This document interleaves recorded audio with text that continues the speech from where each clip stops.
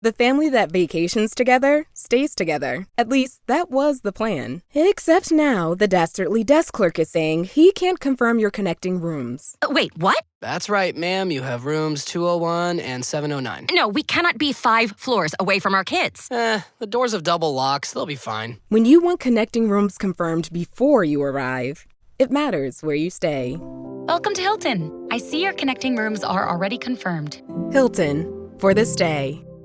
Welcome to Marvelous Disney, the podcast that discusses the most recent doings at one of the more dynamic divisions of the Walt Disney Company, which is, of course, Marvel Entertainment.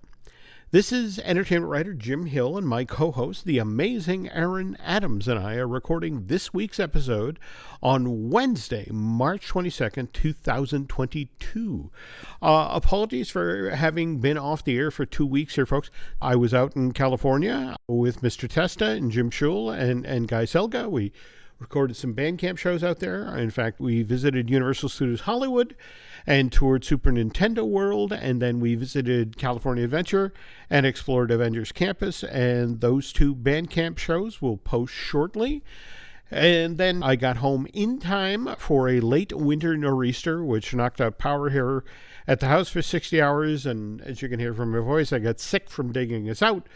But we're back on the horse here. In fact, Aaron, did you guys get any impact from that storm at all, or? None whatsoever. None whatsoever. No. Dry as a bone, green grass outside, beautiful day. I literally heard the same thing from people who lived in South Boston. We got nothing. We got 3 feet of snow. I have offended the gods somehow, and Nancy will not allow me to sacrifice any of our pussycats to appease them. So, Speaking of gods, when you mentioned nor'easter, I thought that was like a Viking version of Easter.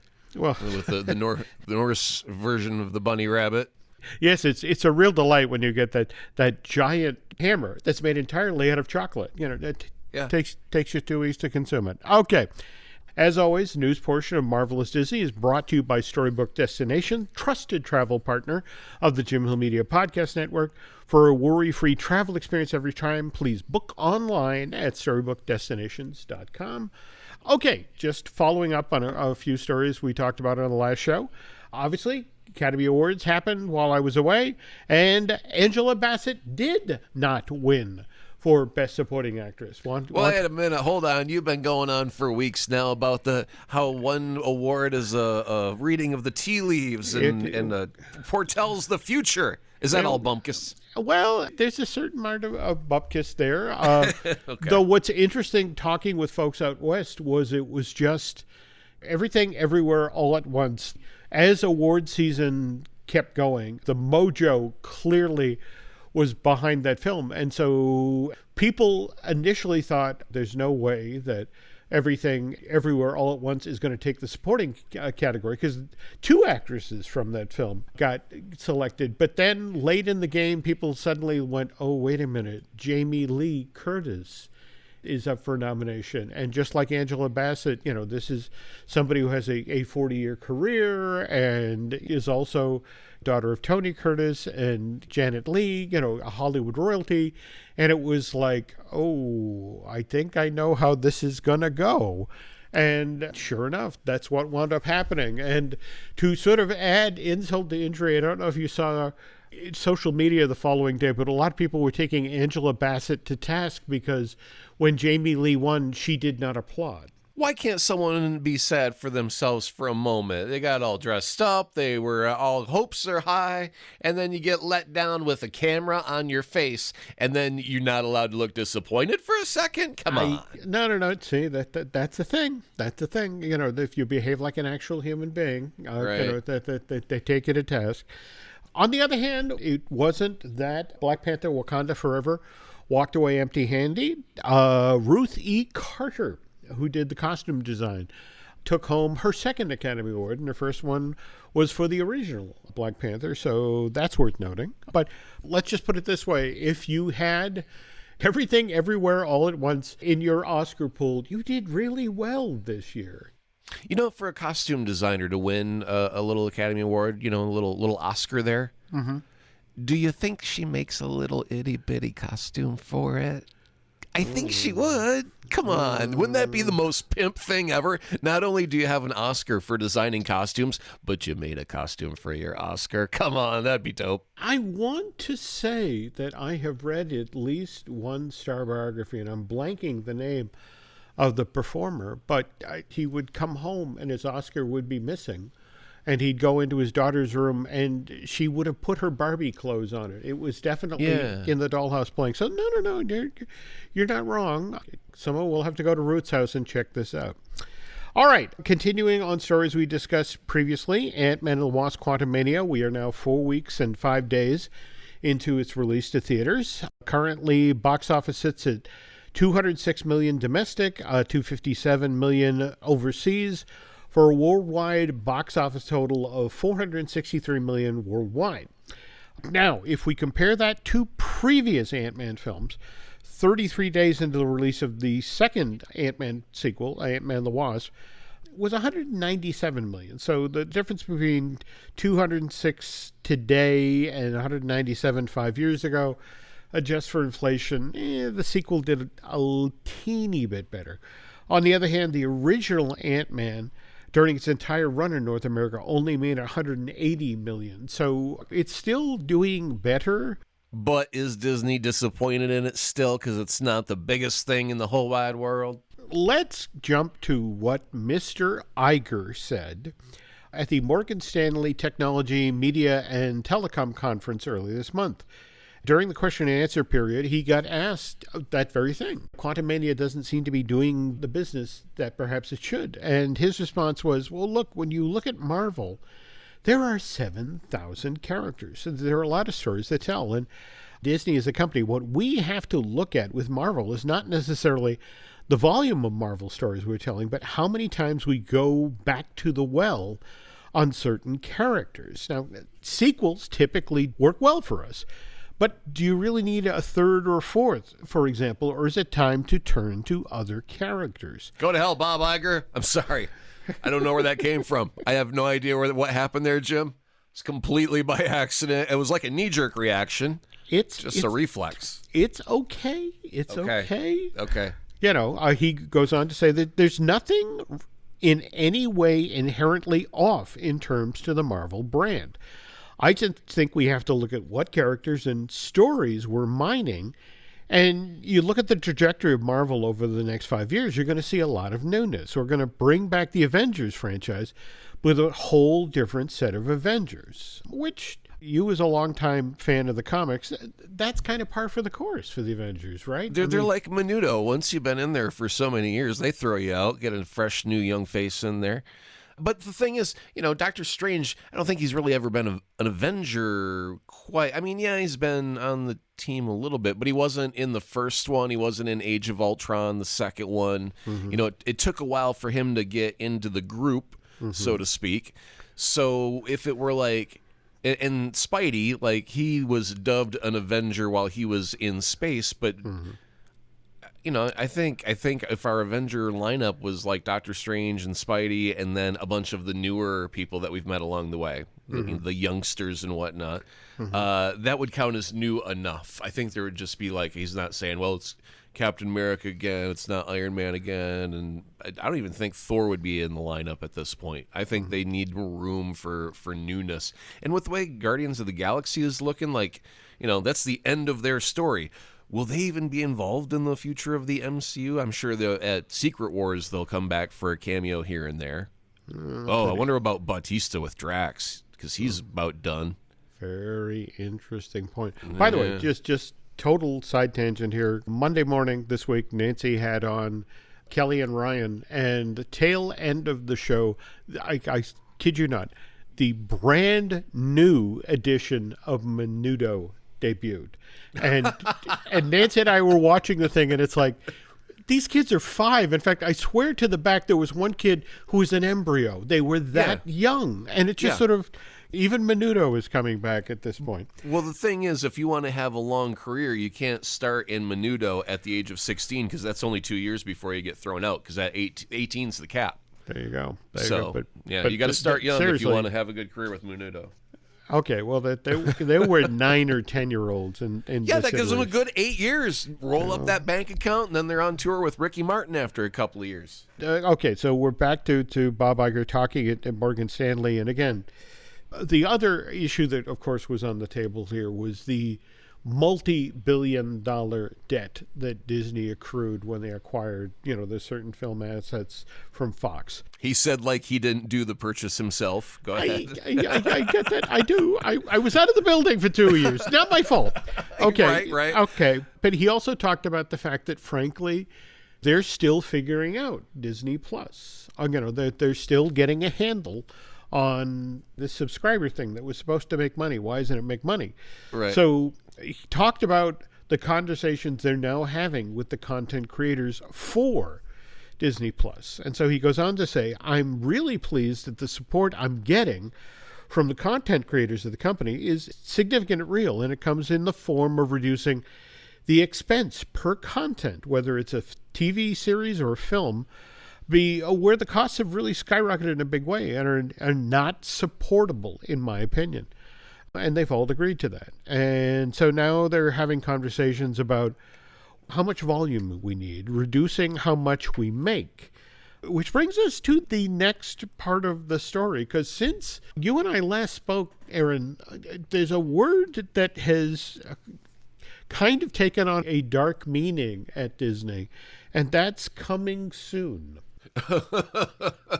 Question mark, ... Well, yes. Have you followed the number of Marvel-related projects that just in the past 2 to 3 weeks have gone from seemingly solid announcements of this one's in the spring of 2023, this one's in the summer of 2023, this one's in the fall, and the number of them that have either been rescheduled or now just are listed as coming soon.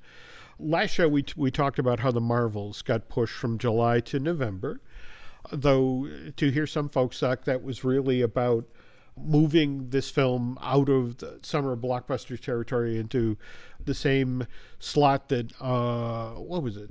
Was that where Doctor Strange and the Multiverse of Madness dropped and did as well as it did? Yeah, late in the year.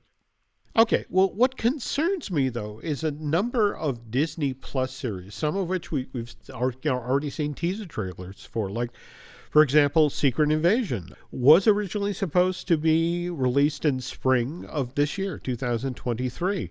Now that has gone to coming soon. So Could be fall, could be summer. Well, think about it this way, is like if you have 15 projects and the boss says, hey, man, you can't spend all that money this year because we got to tighten up our budget. And you're thinking creatively, because the creative people really don't want to think about the money to make the thing happen. True, there's a linchpin kind of person like a Kevin Feige who's like, no, we got to stick to the budget now, guys. This is what you got to do. But the creatives, when they're writing pen to paper, they don't give a shit about the numbers. They just want to get their imagination on paper. Then the director wants to get it on film, and then he's got a budget to deal with. So, like, the thing is, creatively, I got to have all these moments, all of these stories, because they're important to move forward to Secret Wars. I need all of that. I can't just get rid of it, so I'll slow it down. And if I had 5 projects this year and I trim it down to like 3 projects this year that were going to be series on Disney Plus, I still get to tell all of my story. I just have to stretch it out a little bit longer for the budget reason. But that way I don't have to make any cuts. My concern, though, is that the way these all interconnect. But now, for example, What If Season 2 has lost its early 2023 designation to coming soon.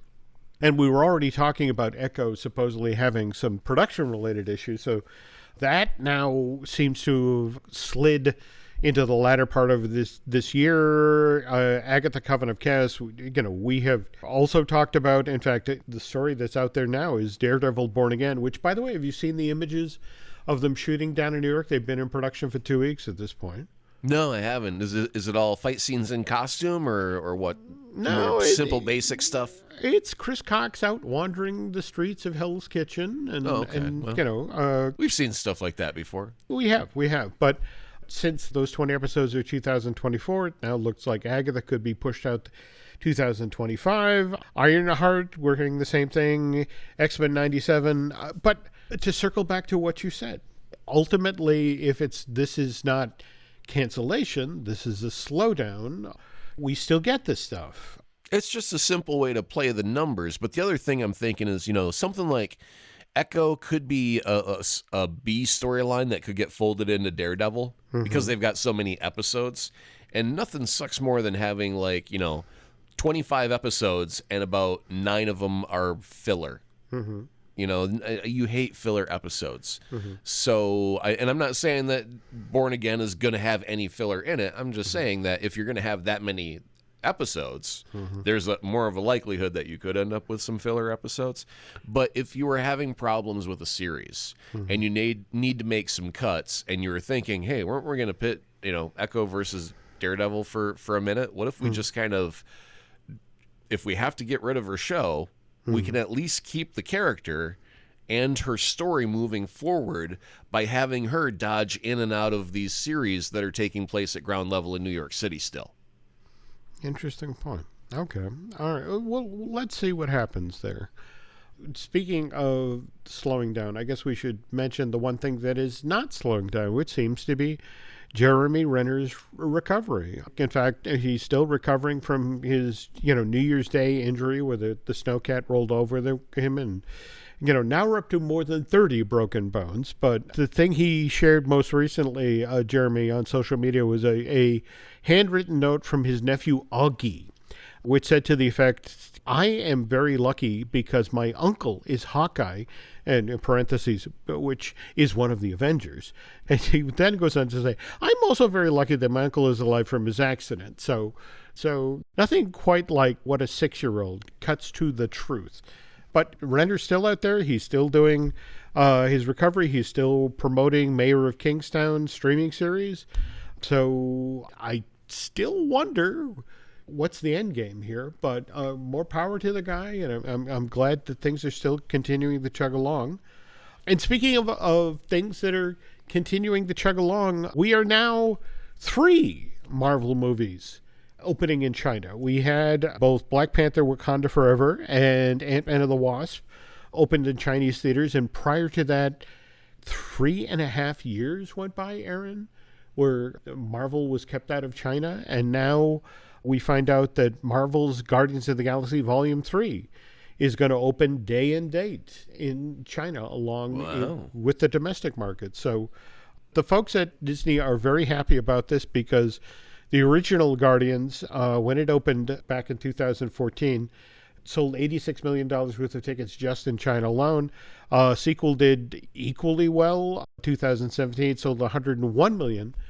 I hate to be the doom and gloom guy, but we have to talk about what just happened with Shazam! Fury of the Gods. Well, there's so many things that happened. Are you talking about what The Rock did? Are you talking about what the audiences and the critics did? Yeah, well, let's take a moment and go through all of it. I mean, Shazam! Fury of the Gods came out this past weekend, and over its opening weekend only pulled in $30 million, which is $23 million less than the original Shazam did back in April of 2009.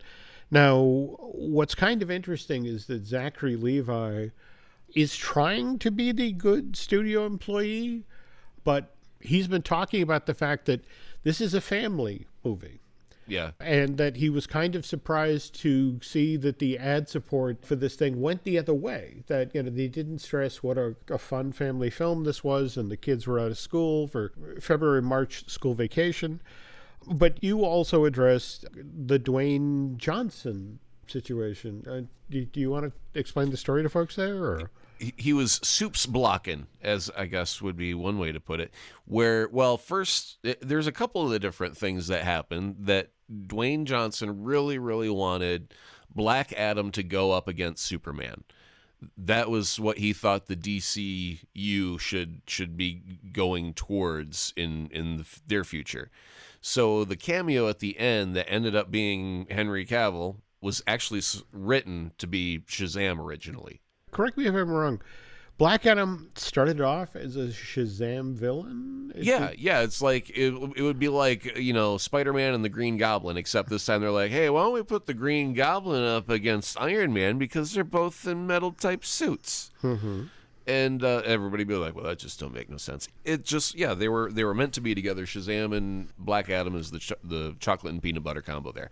Mm-hmm. The Rock didn't want it because he did not personally like the comedy, and it wasn't serious enough for, The Rock wanted to be the badass, the major threat of the DC universe. And Shazam was more too kid-friendly, which is exactly what they're going for. It's not a fault.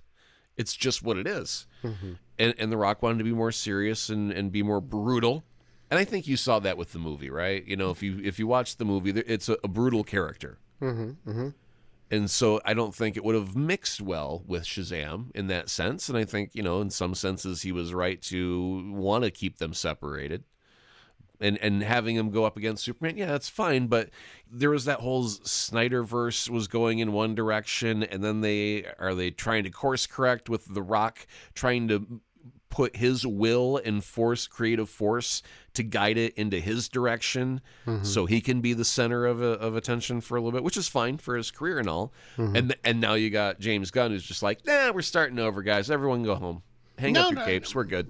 No, well, it's so interesting you say that, because while we were away, it was confirmed that James Gunn has not only written Superman Legacy, the relaunch of that series, but it's also been confirmed he's going to direct. Yeah, and his brother had to remind, he got all choked up about the date that it was coming out on, and it turns out that it's their father's birthday. Oh, well, that's really cool. But what was kind of interesting for me was watching how the trades used what happened with Shazam Fury of the Gods opening weekends as an opportunity to revisit Quantum Mania's box office and stressing that, it's done pretty much the same business stateside, but overseas it's done considerably less than Ant-Man and the Wasp, and it's suddenly, that now we're talking about superhero fatigue, and are there too many of these films? And certainly that didn't help the situation when the Victoria Alonso situation came to light. And I'll tell you what, folks, how about Aaron and I take a quick break here, and we'll get started on that story on the second half of today's show. Every Who down in Who Newville liked the holidays a ton, but where to get great prices on gifts, they had no idea. None. They searched and they searched for great gifts under $25. Gifts for spouses and friends and even their toddlers. When suddenly one Who shouted, Walmart has what you want, knowing they have Lego, Tree Hut, and low prices to flaunt. So they enjoy the holiday season as Who's often do. Cheering and shouting, Walmart has incredible gifts. Who knew? Find gifts they'll love under $25 at Walmart. The detective said missing kids usually come home. What happens when they don't? Based on a true story. Police looking for John Gacy. We discovered bodies. By the looks of it, they're younger men. The things he did to those kids. He's sick. The system failed these families. Devil in Disguise, John Wayne Gacy. Streaming now, only on Peacock. Do you know how many there are? Up to you to find out. Before we get started here on the Victoria Alonso story, I want to stress that this is kind of a difficult story to tell, because there's, anybody who's talking to anybody out west right now, there's a lot of different stories. There's a lot of different explanations about what just happened. But at the same time, it's hard not to ignore what Aaron and I were just talking about at the top of the show, where you have a Bob Iger talking about looking to contain costs. And as we talked about in a previous Marvelous Disney, there's a story out there about how work basically had to stop on effects for Quantum Mania because they were so behind the eight ball on getting Black Panther Wakanda Forever ready for its release date back on November 11th. And as a direct result, the costs of getting the effects works finished on Quantum Mania grew exponentially because they had to rush and throw a lot of money at that project to get it done in time. So that had to be somebody's fault. And Victoria Alonso has been at Marvel Studios since as far back as Iron Man. In fact, she joined the studio back in 2005. She was the executive vice president of visual effects and post-production. And just 2 years ago, she was promoted to president of physical and post-production visual effects and animation production at Marvel Studios. So given how long she'd worked at the company and given her key position at Marvel Studios, it was kind of a shock to hear that she'd be leaving the company after 17 years, especially after basically having just been promoted. And this is where the story gets convoluted, because remember, we were just talking about the problem with delivering effects for Wakanda Forever and Quantumania. I think, Aaron, on earlier shows, we've talked about the really miserable reputation that Marvel Studio has in the effects world, largely because they are very demanding. They often want options. They will ask for changes very late in the game. And Chris Lee reported about, so many visual effects sources have told me that Victoria Alonso is singularly responsible for Marvel's toxic work environment, that She's demanding? Is she a demanding female? We know that's bad, Jim. Well, you see, that's the problem. That's the way the language here is. She held a crazy amount of power, bigfooting all major creative decisions at Marvel's movies and shows. And Christopher then went on to say Kevin Feige and Victoria Alonso personally approved every single shot, all the effects work, which is usually the job of the director or a showrunner.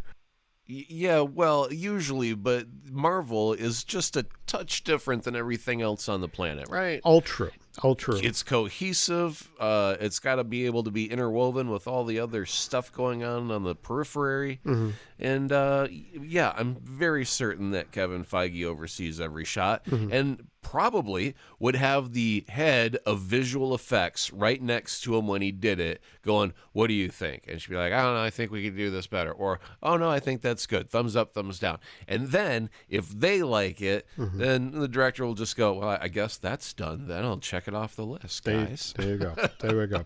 Now, if you're looking to read Chris Lee's coverage on the head over to Vulture, on the other hand, Jeff Schneider over at Below the Line wanted to stress that there's been talk about how Victoria's actually been unhappy over at Marvel for quite some time, and that she's felt kind of out of sync with the other folks at the studio. So this may not be, again, I want to stress that she said that she wasn't necessarily pushed out because Marvel was looking to show Bob Iger that they understood what they were saying. It's just the effect of this. If you think about the workload, in fact, we were just talking about 4 and 5 different Marvel series just for Disney Plus that are in various stages of production, plus 3 films coming out just this year. That's a different story. If somebody has just decided after 17 years of doing a job that I'm done, I'm leaving, that's a very different story than, okay, we need a sacrificial lamb to show to Disney. And remember that the other thing worth noting here is Disney is in the middle of a huge layoff that about to get underway, where thousands of employees in all divisions of the company are going to be let go. And if Marvel's looking to set a good example, okay, so maybe this is what happened.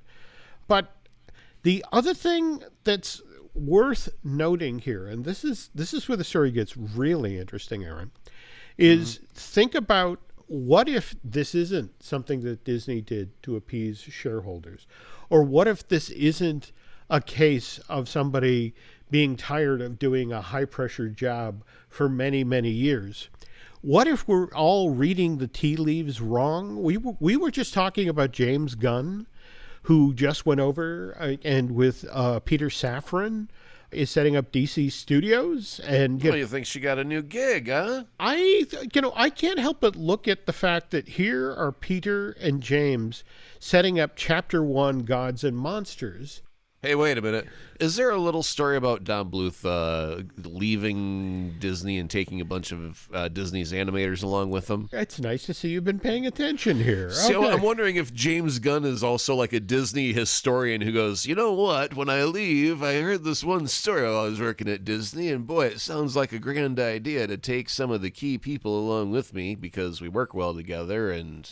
Yeah. Everybody likes a job offer every once in a while. They don't have to say yes. They just got to hear it, right? I mean, think about it. Alonso was president of physical and post-production, visual effects, and animation production at Marvel Studios. That's an amazing portfolio of skills. More to the point, if you think about the situation at Disney right now, where you have a Bob Iger who's come through the door, who's looking to name a new CEO because he's going to be leaving in 2 years. And what if Victoria was looking at the setup at Marvel and realized, this is probably as high as I'm going to get? I mean, there is that kind of a ceiling, like even like a budgetary thing where they're like, hey, they're looking to cut budgets. And you're like, you know what? I make about $50 million a year. And if they're looking to cut budgets, I wonder if there's like if you could fell just one tree but get your entire harvest for the entire year, wouldn't you just harvest that one tree? And she's like, maybe it's time for me to move on. And that's why I want to caution with this story, is that there are people who are trying to spin it as it's the bitchy, powerful female story, or it's the unhappy employee, overworked who finally says screw it and walks away.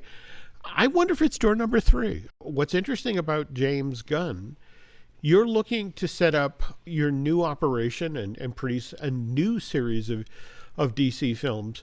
Wouldn't you work with people that you know and trust, or wouldn't you want to work with people that you know and trust? And Victoria and James have a history of 3 movies, 2 theme park attractions, a holiday special. That's a lot of history. No, that's it. It's perfectly logical and reasonable, and well, that's unfortunate because it's not very gossipy, Jim. It's not going to grab headlines. I know. She just got a better gig, everybody. Aw, phooey.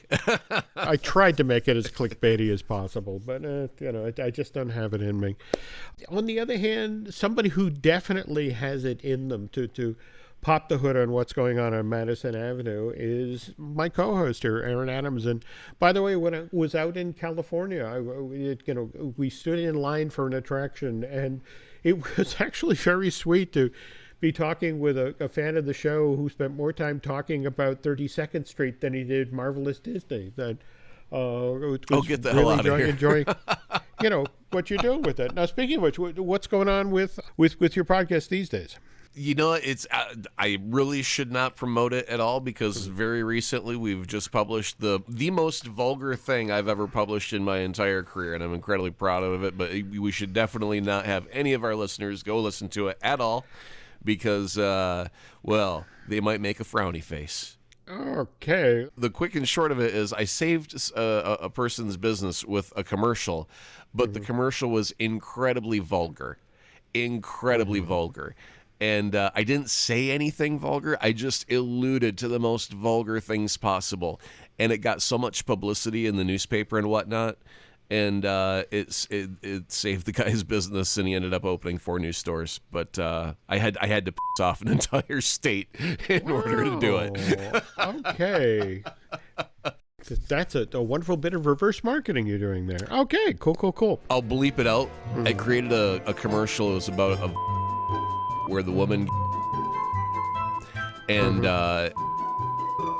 but yeah, it was incredibly vulgar, and we got written up in the newspaper, and it just sold even more, and I was like, all right, job done. Wow. Okay, trust me, folks. Just heard the story. You have to listen to this show. That's Aaron's wonderful new podcast, 32nd Street. And by the way, we have a couple other podcasts here you might want to listen to. We, of course, have Disney Dish that I do with Len Testa. Likewise, Fine Tuning I do with Drew Taylor. Brian Gunn and I will be recording a brand new Looking at Lucasfilms sometime shortly. Beyond that, Aaron, where can the nice folks find you on social media? I'm hiding under a rock at Twitter still, at Azaprod, AZAPROD. Okay. We're still on Twitter and Instagram as Jim Hill Media. Over on Facebook is Jim Hill Media News. Beyond that, if you could head over to Apple Podcasts and rate and recommend, well, just not the show you're listening to right now, Marvel Us Disney, but also 32nd Street, that would be very helpful. Also, if you really like what you heard today, if you want to head over to Bandcamp and subscribe, that would be terrific. I think that will do it for this week's show. So, on behalf of Mr. Adams, thank you for listening, and we will be back soon.